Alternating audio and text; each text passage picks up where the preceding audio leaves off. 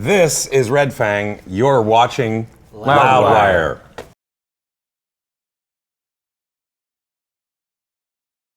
The idea for the Blood Like Cream zombie apocalypse video came about the same way as pretty much all of our video ideas, which is our friend Whitey McConaughey.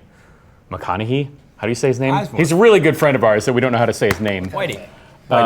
He comes up with the ideas for all the videos and comes and meets with us, and we sit over some beers and he tells us what we're gonna do, and we say, sure, I trust you. So as far as getting Fred Armisen, I mean, I think that it was just Whitey just called him up and he said, sure.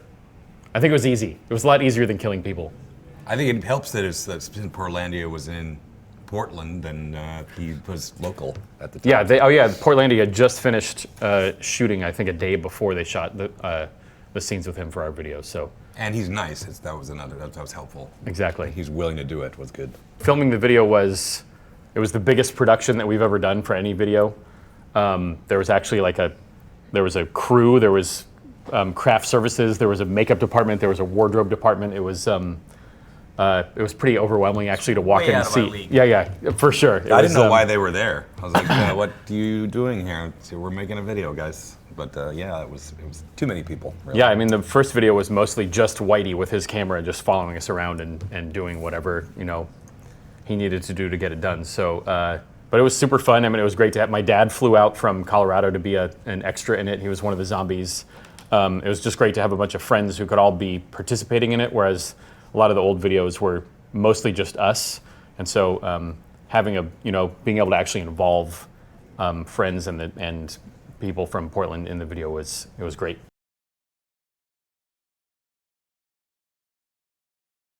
What is your desert island beer? I think I already know what my desert island beer is. Well, mine's kind of tricky because I don't really drink anymore. So my desert island beer would be probably soda water. How lame is that? I hope it's lame. I love soda water. Yeah, is that a pretty lame beer? It's clear beer. Totally clear? Like Zima? Yeah, exactly. Ah, something's different. Oh, right. But I can get coconuts on the island. Oh, so. true. I think if I were on a desert island and I had one beer to drink, it probably wouldn't. Yeah, I mean, I think Zima might not be a bad idea. Well, I mean, if you're on a tropical island, you want something. Oh, you know what? It would be nice. Maybe that's where all the Zima went. It's on some island. I think a Mexican beer. If I were to choose a beer, Pacifico. What about those Radlers or whatever, those grapefruit things? I think that would be delicious. Because you're on a tropical island.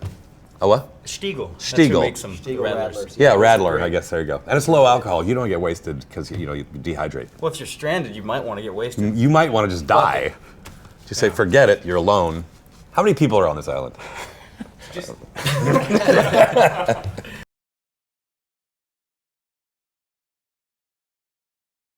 touring with Mastodon, those were two of the greatest tours that we've been on. Definitely the best.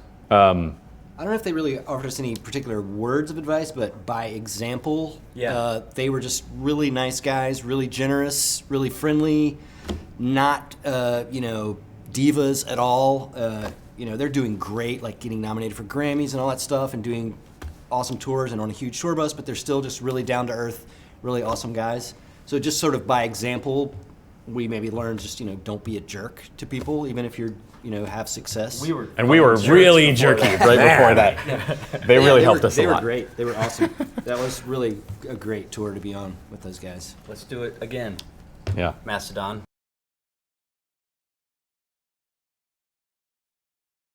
I love the legalization of marijuana. I barely smoke weed at all. And I don't really care if people want to characterize us as a stoner rock band or not.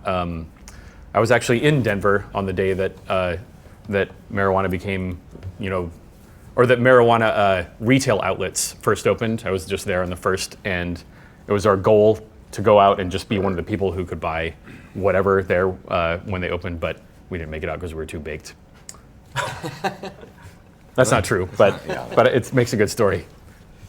Yeah, if you want to follow the rules and buy legal weed, cool, legalize it. If you want to be a rebel, then don't live in Colorado and smoke weed when it's illegal. Or That's true. Yeah, we came up with this. We came up with this idea on tour with when we were just on tour with the Cancer Bats of making a shirt that is a big, huge pot leaf, and then it says "recriminalize it." And on the back it says, "Don't follow the rules, pussy." And then there'll be a cat with a sash that says "rules," and that's the rules, pussy. And he's like, "Come follow me." Right. So anyway, buy that T-shirt. yeah, because it's not cool to smoke legal pot. Yeah, exactly. it's Aren't you cool supposed to to be? smoke pot. I mean, if you're not hanging out near a dumpster, looking over your shoulder, what's the point of smoking pot? I mean, that's why I do it. You you're know? not- Looking over a dumpster or looking over your shoulder? Looking over my shoulder near a dumpster. Oh, okay. If you're not going to be paranoid, Yeah, where does the paranoia come in? How can you-